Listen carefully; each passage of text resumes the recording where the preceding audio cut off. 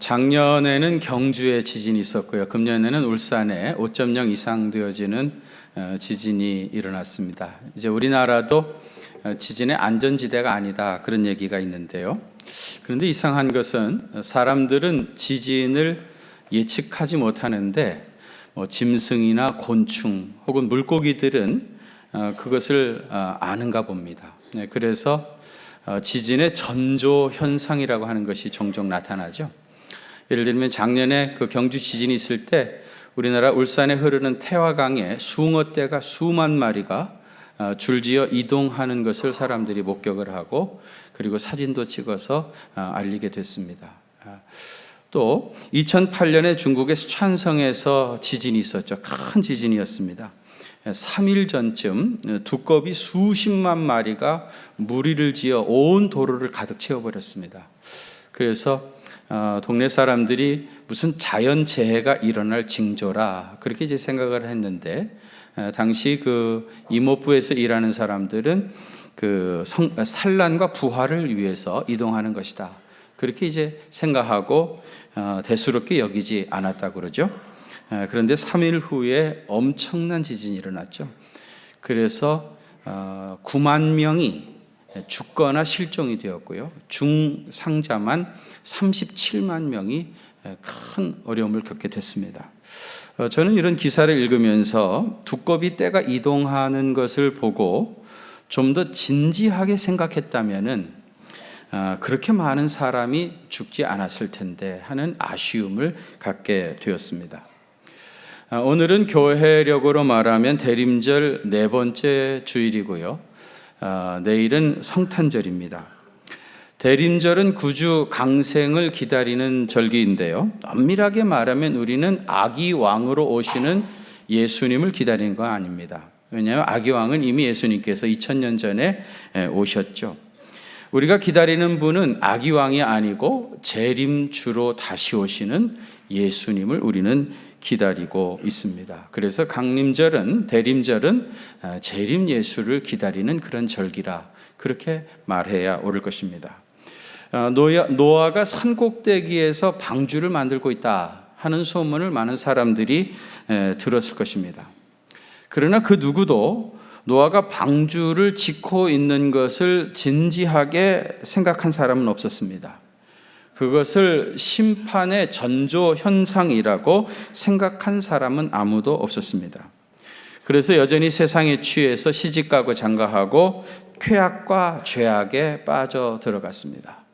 그러다가 하늘 문이 열리면서 40일 동안 비가 쏟아지기 시작했고 온 세상은 물의 심판을 받게 됐던 겁니다.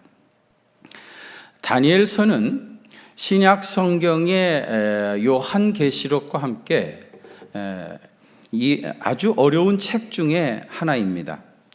다니엘서 9장 24절에 내 백성과 내 거룩한 성을 위하여 72일을 기한으로 정하였다, 그렇게 말하고 있습니다.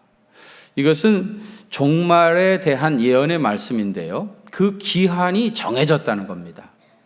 그리고 그 기간은 70일이라고 했습니다. 여러분, 한 일회가 7년이죠. 그러면 70일회면 어떻게 되죠? 490년을 말합니다. 그러면 언제를 기점으로 해서 70일회입니까? 그 다음 절인 다니엘 9장 25절에 보면 예루살렘을 중건하라는 영이 날 때부터 기름 부음 받은 자 곧 왕이 일어나기까지라고 했습니다. 언제가 기준입니까? 예루살렘을 중건하라고 하는 칙령이 발표되는 날, 그날을 기점으로 70일이라고 하는 것입니다. 에스라 1장 1절에 보면 고레스 왕이 페르시아 제국을 세운 원년에 하나님께서 예레미야의 입을 통하여 하신 말씀을 응하게 하시려고 고레스 왕의 마음을 감동시키셔서 그가 칙령을 발표하게 되집니다. 소위 말하는 고레스 칙령이죠. 거기 보면 하늘의 하나님 여호와께서 세상 모든 나라를 내게 주셨고 나에게 명령하사 유다 예루살렘에 성전을 건축하라 하셨나니 이스라엘 하나님은 참 신이시라. 너희 중에 그의 백성된 자는 다 유다 예루살렘에 올라가서 이스라엘 하나님 여호와의 성전을 건축하라. 그는 예루살렘에 계신 하나님이시라 그랬습니다.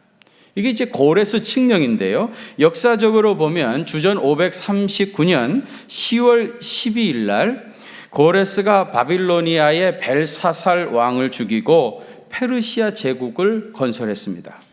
그리고 약 보름 후에 10월 29일 날 고레스가 승전보를 가지고 바벨론으로 돌아와서 즉시 이 칙령을 발표하게 되집니다. 그러니까 에스라 1장 1절 사건이 일어난 날은 정확하게 주전 539년 10월 29일이었습니다. 이때 이제 70년 포로 생활하던 이스라엘 백성들이 예루살렘으로 돌아갈 수 있는 길이 열려졌기 때문에 많은 이스라엘 백성들이 예루살렘으로 돌아갑니다. 스가랴 2장 64절에 보면 42,362명이 자유를 얻어 70년 만에 예루살렘으로 귀환하게 되어집니다. 그들은 예루살렘에 돌아가자마자 성전을 재건하기 시작했습니다. 그런데 여러분이 잘 아시는 대로 사마리아 사람들이 그것을 방해를 하게 되어지죠. 그래서 성전을 재건하는 것을 중단할 수밖에 없었습니다. 한번 일을 하다가 중단이 되어지니까 시간이 급하게 신속하게 훌쩍 흘러가지고 느헤미야 2장 1절에 보면 아닥사스다 왕 20년 니산월에 다시 성전이 재건되기 시작했습니다. 이때가 주전 458년이었습니다.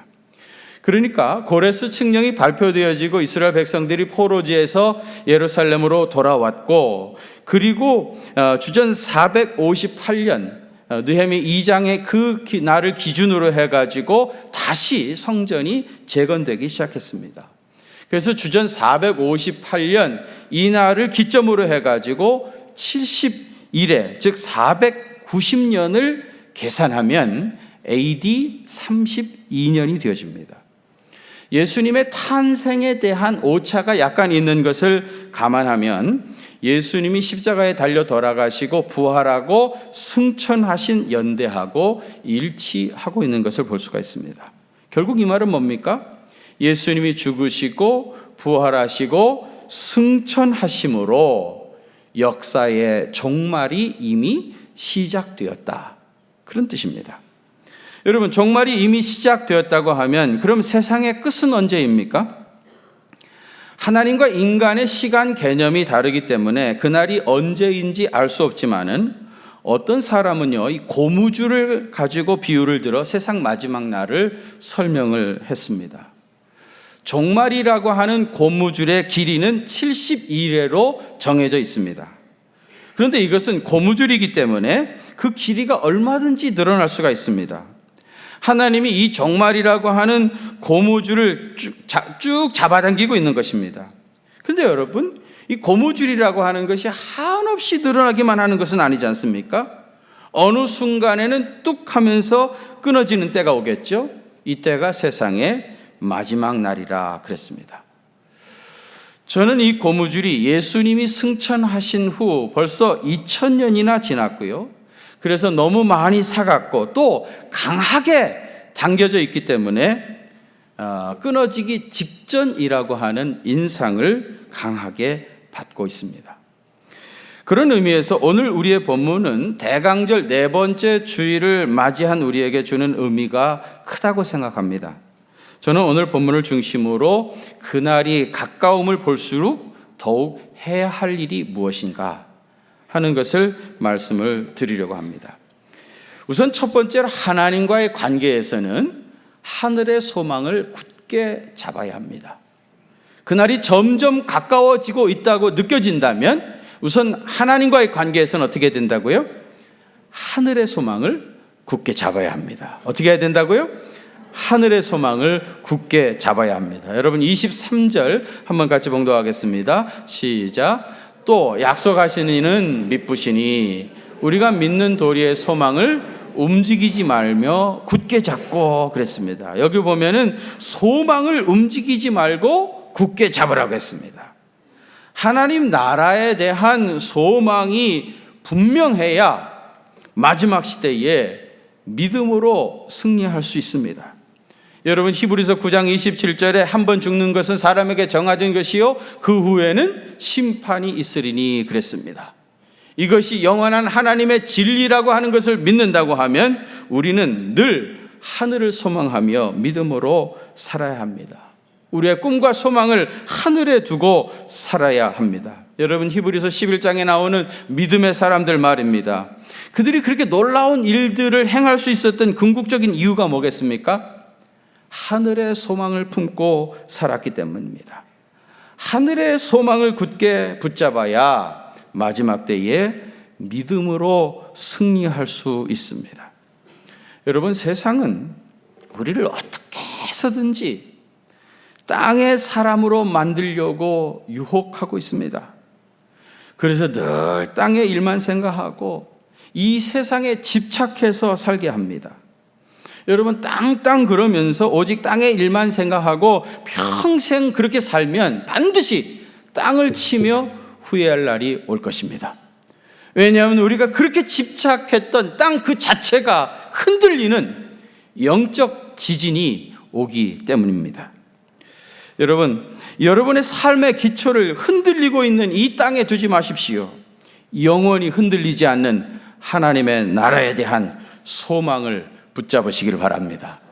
히브리서 11장의 믿음의 사람에 대한 이야기를 쭉 한 다음에 히브리서 12장 1절과 2절에 이러므로 우리에게 구름같이 둘러싼 허다한 증인이 있으니 모든 무거운 것과 얼매기 쉬운 죄를 벗어버리고 인내로서 우리 앞에 당한 경주를 하며 믿음의 주요 또 온전케 하시는 이인 예수를 바라보자 그랬습니다. 여러분, 우리가 이 마지막 때에 하늘의 소망을 붙잡고 살려고 하면은 우선 얼매이기 쉬운 죄를 벗어버려야 합니다. 이 죄를 벗어버리지 않고는 우리가 끝까지 하늘의 소망을 두고 믿음으로 살아갈 수가 없습니다. 여러분, 죄라고 하는 것 그 끝에는 무서운 심판이 기다리고 있습니다만은 적어도 죄악에 빠져 있는 그 동안에는 굉장한 쾌락이 있습니다. 그래서 그 마력을 떨쳐버리는 것이 결코 쉽지 않습니다.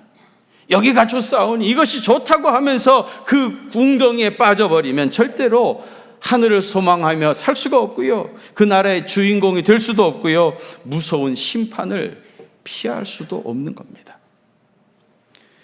빨리 이 얼거매기 쉬운 죄를 벗어버려야 합니다. 그리고 우리의 시선이 믿음의 주여 또 온전케 하신 이인 예수님에게 고정되어야 합니다. 예수님만 바라봐야 합니다. 예수님을 통해서 세상을 새롭게 볼 수 있어야 합니다. 예수님을 통해서 세상을 새롭게 보는 안목, 그것이 바로 영안입니다. 이러한 영안이 활짝 열려지지 않으면 마지막 시대에 믿음으로 살 수 없고 하늘의 소망을 품고 살 수도 없는 겁니다. 다시 오심을 기다리는 성도들은 우선 하나님과의 관계에서는 하늘의 소망을 끝까지 붙잡아야 합니다. 두 번째로는 사람들과의 관계에서는 어떻게 해야 됩니까? 서로를 돌아보아 사랑과 선행으로 격려해야 합니다. 뭐 해야 한다고요? 격려해야 합니다. 사랑과 선행으로 서로를 격려해야 합니다. 여러분, 이 격려하는 것은 굉장한 힘이 있습니다. 엄청난 파워가 격려에 있습니다. 유대인들은요, 어린 아이들의 성적표를 이제 학부형한테 보내잖아요. 그 성적표에 반드시 이 아이를 격려하는 문구를 써 놓도록 법적으로 규정이 되어 있습니다. 예를 들어 가지고요, 혹시 어떤 아이가 부족함이 있다 하더라도 이 아이는 이것밖에 하지 못합니다, 그렇게 말하면 안 됩니다. 이 아이는 이것까지는 아주 잘 하는데 조금 더 노력을 하면은 이것까지도 할 수 있을 것입니다, 이렇게 얘기해야 됩니다. 예를 들어 가지고 초등학교 2학년쯤 되어지면은 100단위도 얼마든지 읽어야 되지 않겠습니까? 근데 이 아이가 100단위를 읽지 못하는 거예요. 그러면 이 아이를 100단위는 읽을 수 없습니다, 그렇게 쓰면 안 되는 겁니다. 어떻게 써야 됩니까? 10 단위는 아주 잘 읽고 계산을 합니다. 조금만 더 노력을 하게 되어지면 100 단위도 충분히 쓰고 읽을 수 있을 것입니다. 사실 내용은 마찬가지죠. 내용은 같은 것인데 표현을 달리하는 겁니다.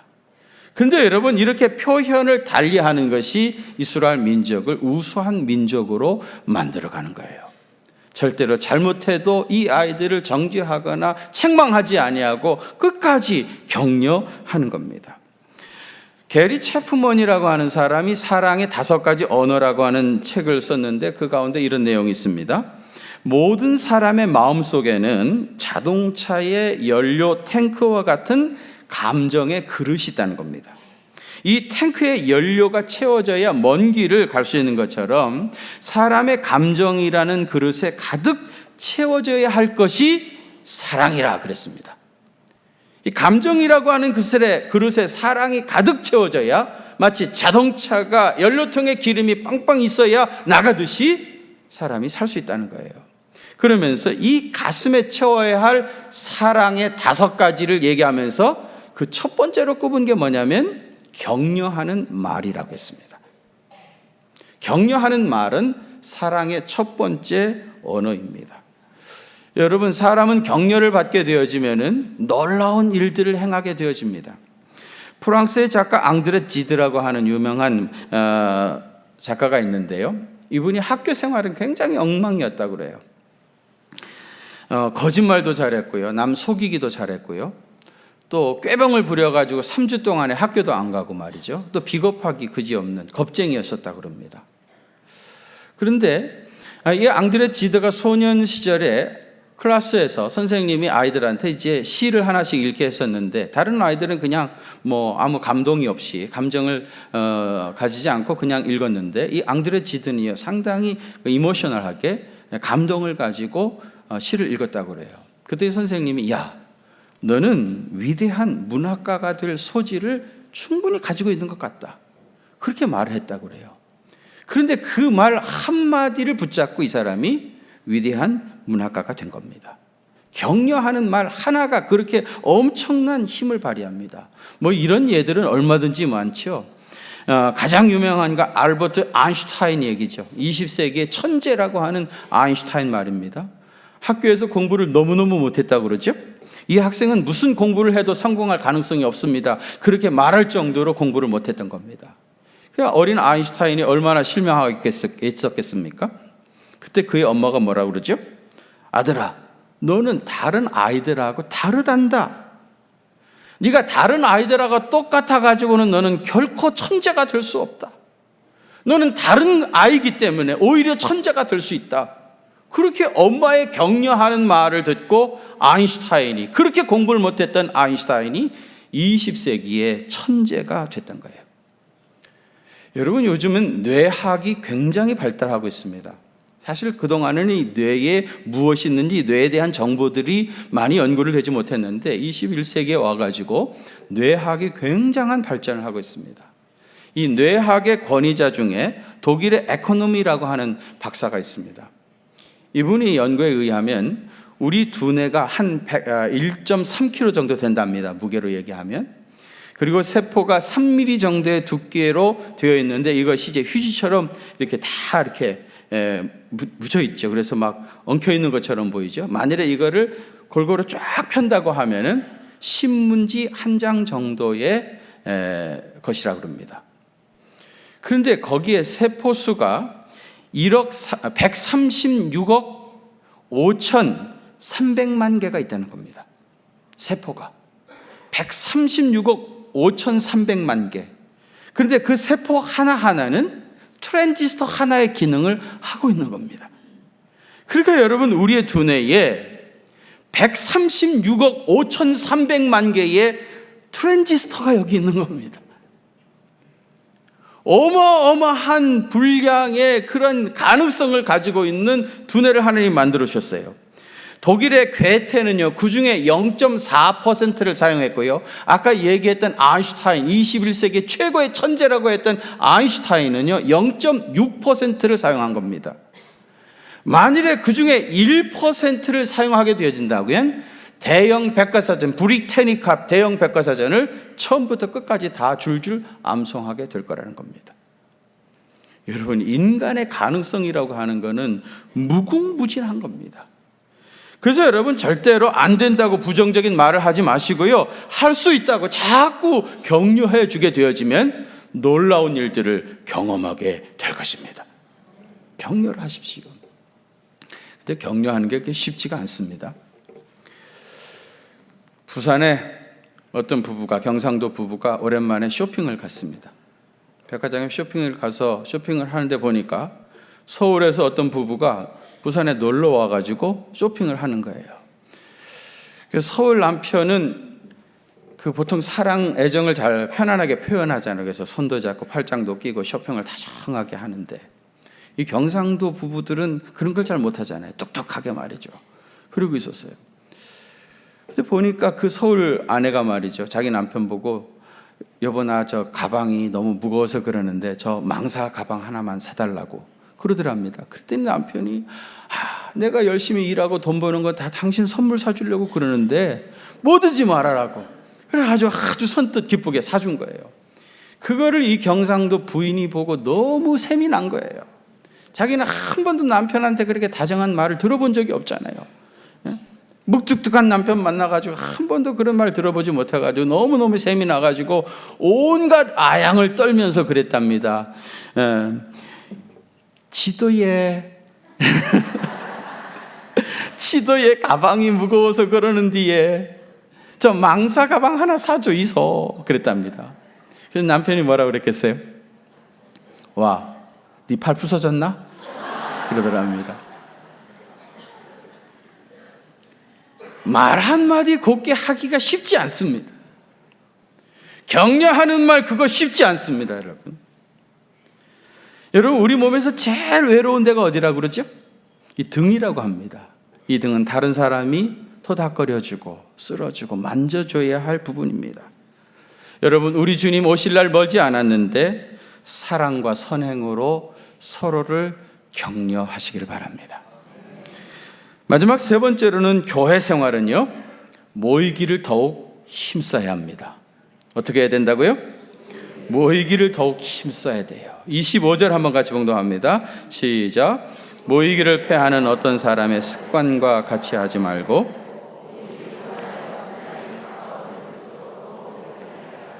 아멘. 모이기를 패하는 어떤 사람의 습관과 같이 하지 말고 오직 권하여 그날이 가까움을 볼수록 더욱 그리하자.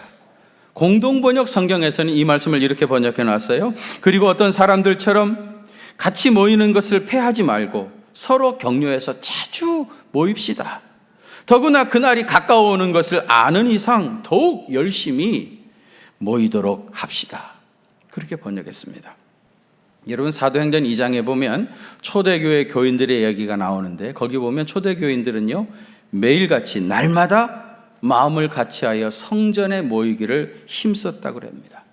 그들은 매일 모였습니다. 그래서 그들은 계속해서 성령의 충만함을 받았습니다. 그런데 이런 초대교회의 열정이 점점 식어지기 시작했어요. 그래서 이 히브리서가 기록되어진 AD 60년에서 70년에는 이미 교인들 가운데, 그러니까 우리가 매일같이 모일 필요가 뭐가 있겠느냐, 그렇게 주장하는 사람들이 적잖이 있었던 겁니다. 그런데 여러분, 자주 모이지 않으면 결국은 식게 되어 있습니다. 여러분, 교회라고 하는 말의 뜻이 뭡니까? 히브리어로는 카할이라고 하고요, 헬라어로는 에클레시아라고 합니다. 히브리어 카할이나 헬라어 에클레시아의 뜻은요, 택함 받은 사람들의 모임입니다. 하나님이 부르신 백성들의 모임이 카할이고 에클레시아, 교회입니다. 교회는 건물이 아니고 사람들의 모임이 교회입니다. 그래서 여러분, 교회라고 하는 말 그 자체가 이 모임을 배제하게 되어지면 성립할 수가 없는 겁니다. 근데 여러분, 세상에도 많은 모임들이 있죠. 공동체가 있습니다. 세상의 공동체와 우리 교회 공동체의 근본적인 차이가 뭡니까? 마태복음 18장 20절에 보면 두세 사람이 내 이름으로 모인 곳에 나도 그들 중에 있느니라 그랬습니다. 교회 공동체의 중심에는 누가 계셔야 됩니까? 예수 그리스도입니다. 예수 그리스도의 이름을 중심으로 우리는 모였습니다. 우리의 공통 분모는 예수 그리스도입니다. 예수 그리스도가 빠진 교회는 있을 수가 없습니다. 주님을 중심으로 우리는 모인 겁니다. 여러분, 교회는 마치 사람의 심장과 같다고 할 수가 있습니다. 성도들이 각각 가정과 세상에 살다가 교회에 와서 그리스도의 피로 우리의 심장을 채워야 됩니다. 예수 그리스도의 피로 우리의 심장을 채워가지고 그 힘을 가지고 세상에 나가서 소금된 사명, 빛된 사명을 감당해야 합니다. 이런 의미에서 성도들이 모이는 것을 에클레시아라고 한다고 하면 흩어지는 것은 데클레시아라고 합니다. 그런데 여러분, 이 에클레시아와 데클레시아, 다시 말하면 모임과 흩어짐, 이것이 균형을 잘 이루어야 됩니다. 이 균형을 잘 이루어야 건강한 교회, 건강한 성도입니다. 우리 기독교는 근본적으로 산 위의 종교가 아니라 산 아래의 종교입니다. 이 말은 세상을 섬기고 세상 속에서 하나님의 뜻을 이루어가는 종교라는 뜻입니다.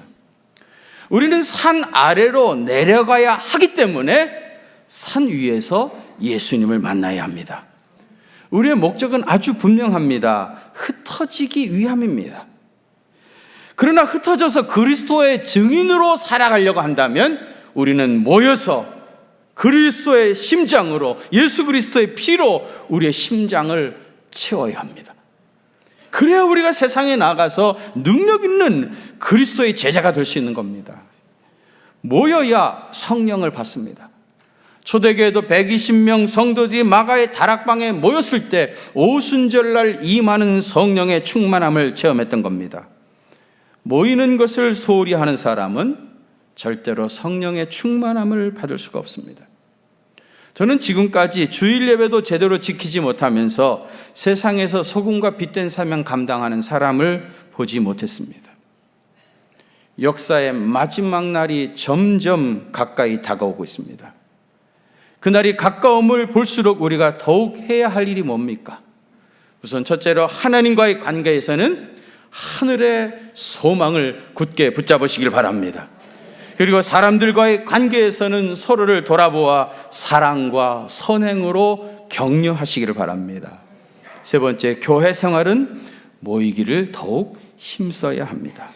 이렇게 살아서 우리 주님 다시 오실 때 영광 중에 우리 주님을 맞이하는 주님의 참된 제자 되시기를 주의 이름으로 축원합니다. 거룩하신 아버지 하나님,